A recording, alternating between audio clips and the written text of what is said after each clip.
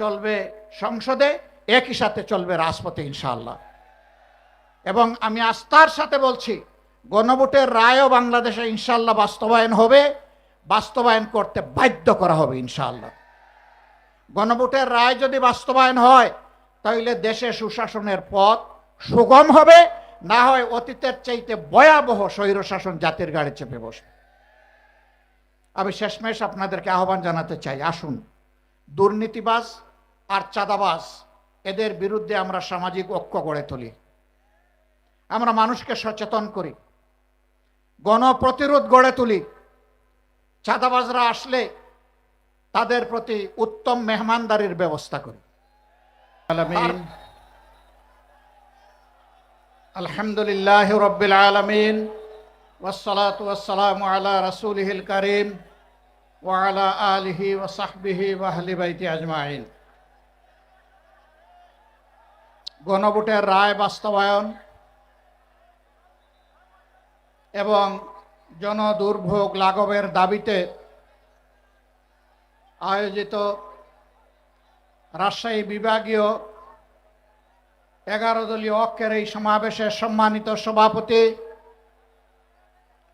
সভা মঞ্চে উপস্থিত 11 দলীয় ঐক্যের জাতীয় শীর্ষ নেতৃবৃন্দ, আঞ্চলিক নেতৃবৃন্দ, আমার সামনে উপস্থিত প্রিয় রাজশাহীবাসী, সাংবাদিক বন্ধুগণ, আসসালামু আলাইকুম ওয়া রাহমাতুল্লাহ।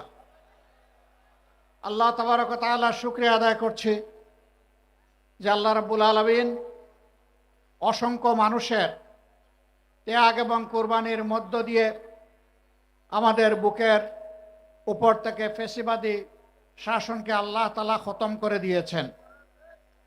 সম্মানিত বন্ধুগণ, আজ যাদের ত্যাগের কারণে বাংলাদেশে একটি সংসদ নির্বাচন এবং গণভোট অনুষ্ঠিত হয়েছে, আজ যাদের ত্যাগের কারণে একটি সংসদ এবং সরকার গঠিত হয়েছে, আজ যাদের ত্যাগ এবং কুরবানির কারণে অনেকেই জেল থেকে মুক্তি পেয়েছেন, আজ যাদের কুরবানির কারণে অনেকের কপালে দেশি বিদেশি চিকিৎসা সেবা জুটেছে, আজ যাদের কুরবানির কারণে অনেকে প্রধানমন্ত্রী, মন্ত্রী, বিরোধী দলীয় নেতা হতে পেরেছেন, তাদের আত্মা আমাদের দিকে চেয়ে আছে।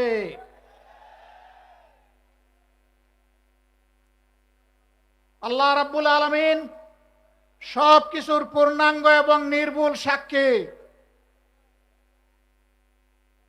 এই পরিবর্তন যখন হয় তখন একদল জানবাজ তরুণ এবং তরুণী সামনে এসে বুক চিতিয়ে তারা ভয়কে জয় করে গুলির মুখে আন্দোলন গড়ে তুলেছিল।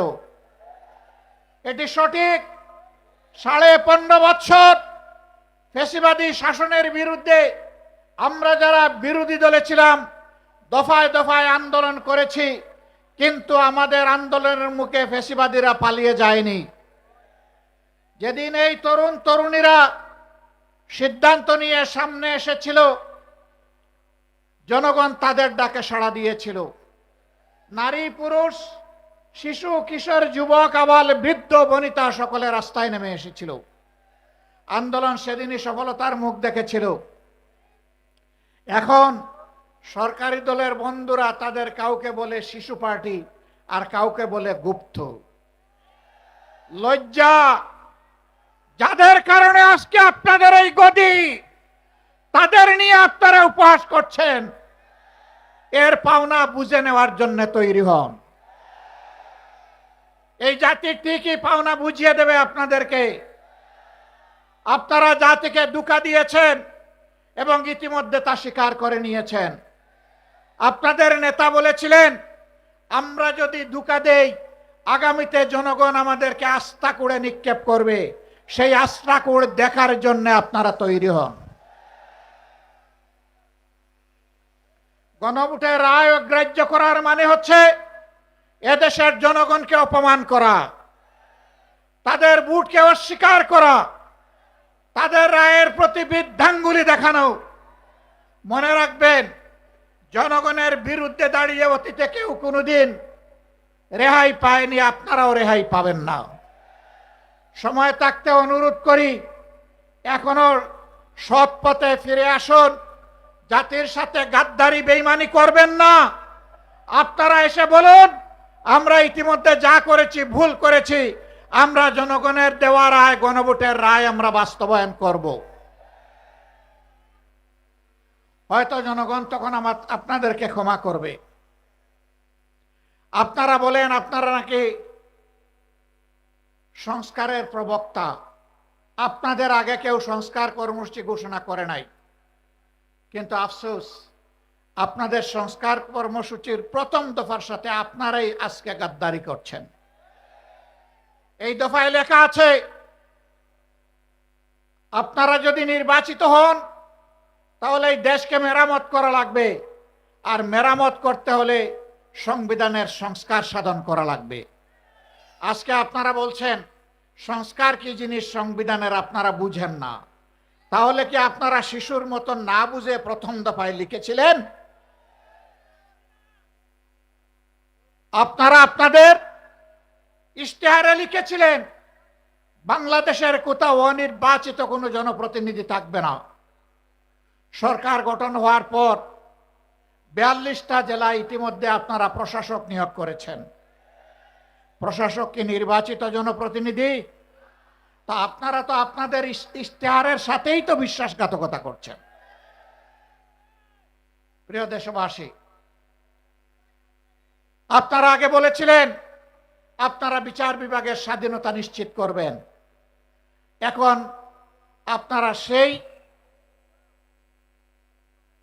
যে অর্ডিন্যান্স ছিল সেই অর্ডিন্যান্সের আপনারা বিরোধিতা করছেন এবং আপনারা বলছেন এটা এখন আপনারা করবেন না। তার মানে বিচার বিভাগকে নিজেদের হাতের মুঠায় রেখে আগামী দিনে আপনাদের আকাম কুকামের প্রতিবাদ যখন জনগণ করবে, তখন সেই বিচার বিভাগকে অতীতের ফ্যাসিবাদী কায়দায় জনগণের বিরুদ্ধে আপনারা কাজে লাগাতে চান। আমরা চেয়েছিলাম ফ্যাসিবাদীরা যেমন করে গুম এবং খুনের সংস্কৃতি চালু করেছিল, সেই গুম সংস্কৃতিকে নির্মূল করার জন্য একটা স্বাধীন গুম কমিশন গঠন হোক। আপনারা তার বিরোধিতা করছেন। আপনারা স্বাধীন মানবাধিকার কমিশন আপনারা মানছেন না। আপনারা একটা নিরপেক্ষ কমিশনের মাধ্যমে পিএসসির নিয়োগ আপনারা মানবেন না। আপনারা উল্টা পথে চলছেন। আপনারা মনে রাখবেন, যেই পথ ধরে স্বৈরাচার চলেছিল একই পথ ধরে আপনারাও হাঁটছেন। স্বৈরাচারের যে পরিণতি অতীতে হয়েছে, আপনাদের পরিণতি ভিন্ন হবে না যদি এই পথ থেকে আপনারা ফিরে না আসেন। এই সংসদের মেয়াদ মাত্র গেল 2.5 মাস। আমরা চাইনি, এখনই আপনাদেরকে শক্ত করে ধরতে আমরা সুযোগ দিতে চেয়েছি যে আপনারা আপনাদের ভুলকে সংশোধন করুন। মনে রাখবেন, আমাদের এই উদারতা যেন কোনো দুর্বলতা হিসেবে আপনাদের কাছে ধরা না দেয়। ভালো কাজ করবেন, আমরা পানির মতো তরল। মন্দ এবং অন্যায় কাজ করবেন, জনগণের বিরুদ্ধে অবস্থান নেবেন, আমরা ইস্পাতের চাইতেও কঠিন হয়ে দাঁড়াবো সেদিন। দেশ এবং জনগণের কোনো ক্ষতি আমরা মেনে নেব না। আপনাদের নেতা বলেছিলেন দুর্নীতিকে টুটি চেপে ধরবেন। আপনারা ক্ষমতায় এসেই বললেন যদি সমঝোতার ভিত্তিতে কিছু নেওয়া হয় এটা চাঁদা হবে না। ধিক্কার জানাই। আজকে আপনাদের পরিচয় হয়েছে, আপনাদের নাম ছিল জাতীয়তাবাদী দল, এখন মানুষ বলে চাঁদাবাজি দল। একজন চাঁদাবাজকেও আপনারা কবজায় আনেন নাই। জনগণ বিশ্বাস করতে বাধ্য হবে মাথা থেকে পায়ের পাতা সবাই চাঁদাবাজ। নাইলে কেন চাঁদাবাজি বন্ধ হচ্ছে না? সব জায়গায় কেন দুর্নীতির মহা উৎসব চলছে? গায়ের জুড়ে সব জায়গায় রাজনৈতিক দখলবাজি কেন চলছে? বাংলাদেশ ব্যাংকের মতো সেন্ট্রাল ব্যাংকের জায়গাটাও আপনারা ঠিক রাখলেন না। সেখানে একজন দলখানার লোককে আপনারা, অযোগ্য লোককে আপনারা বসাই দিলেন।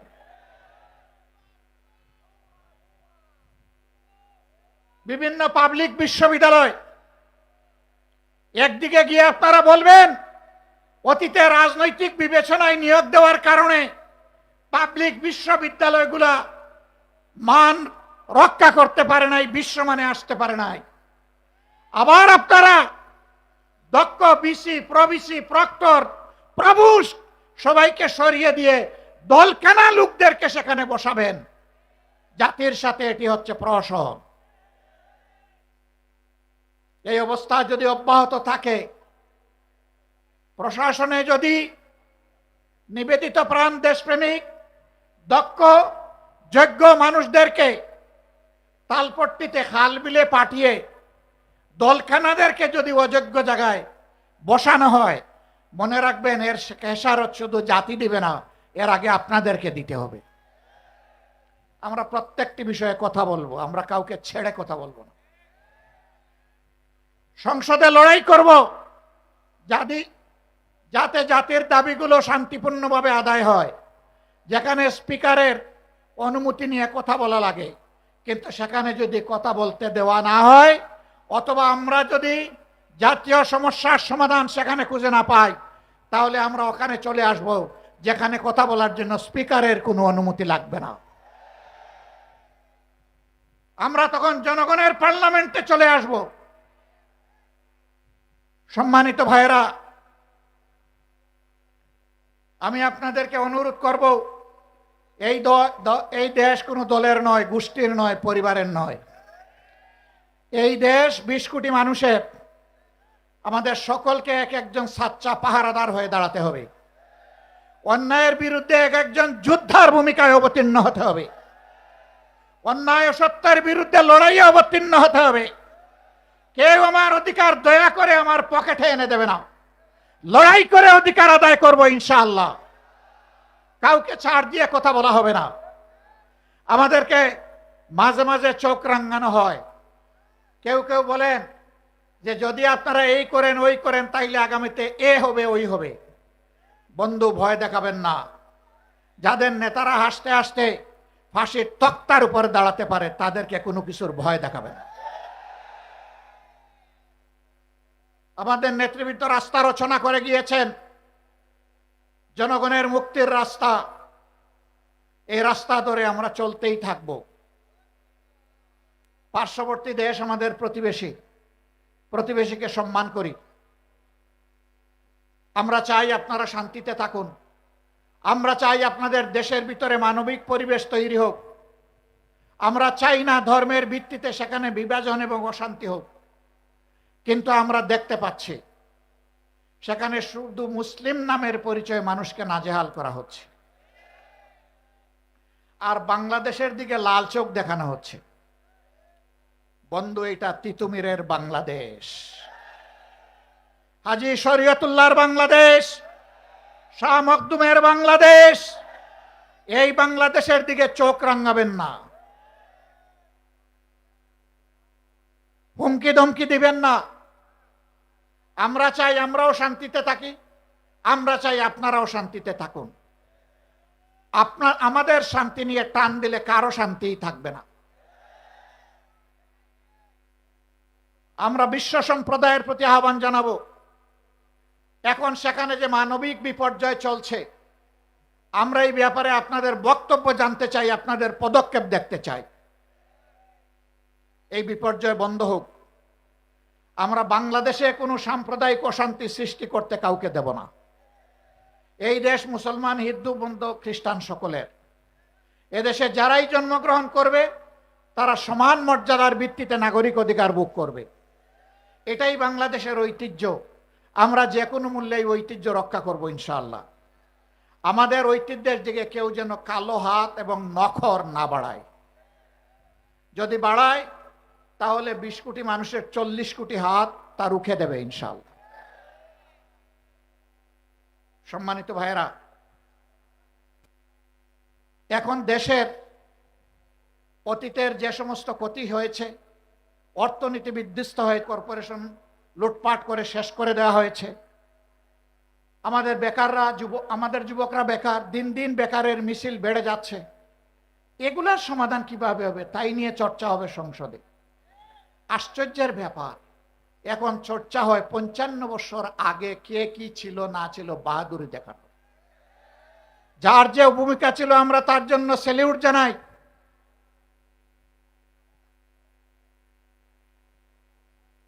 আমরা যার যে ভূমিকা আছে তার জন্য অবশ্যই স্যালিউট জানাই।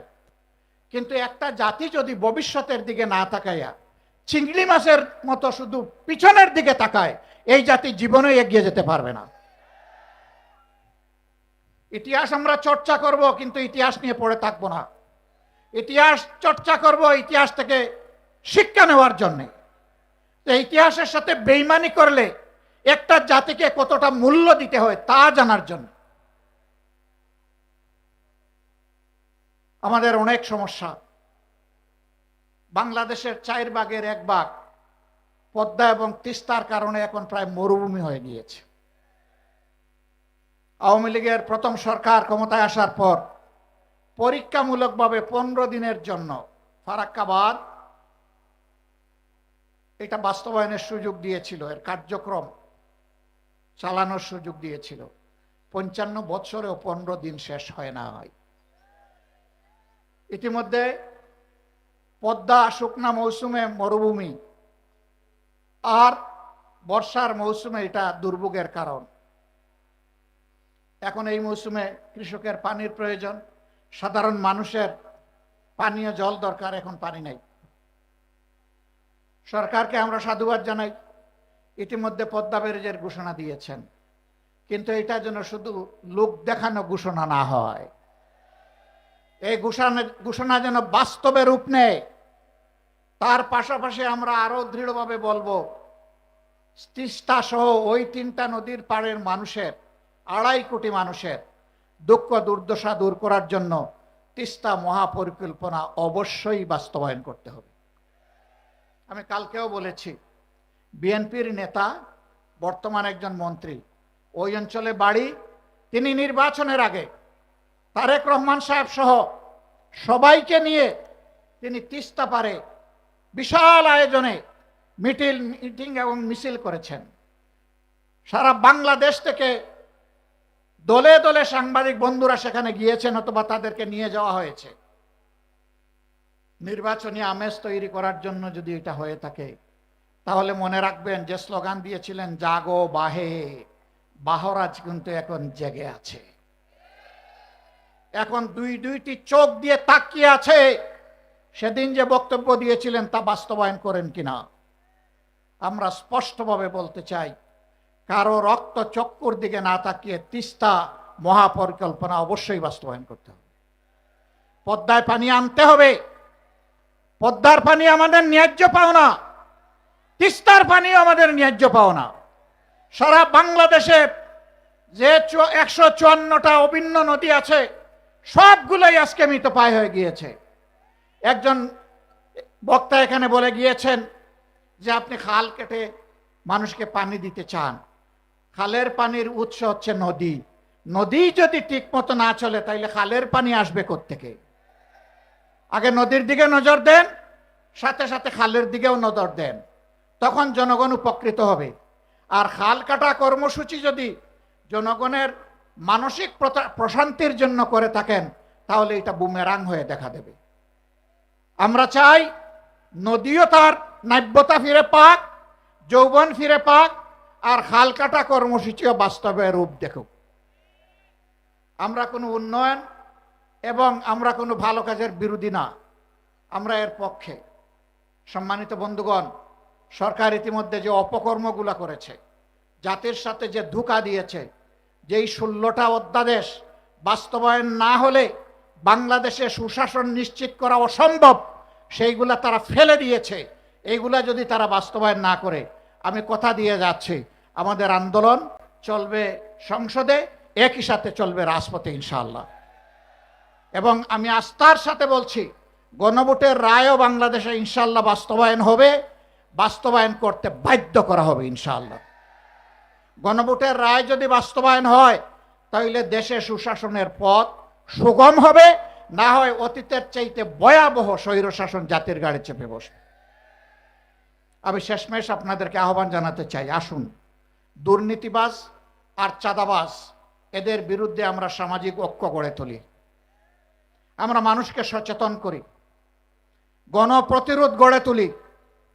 চাঁদাবাজরা আসলে তাদের প্রতি উত্তম মেহমানদারির ব্যবস্থা করি, তারপরে প্রশাসনের হাতে তুলে দেই।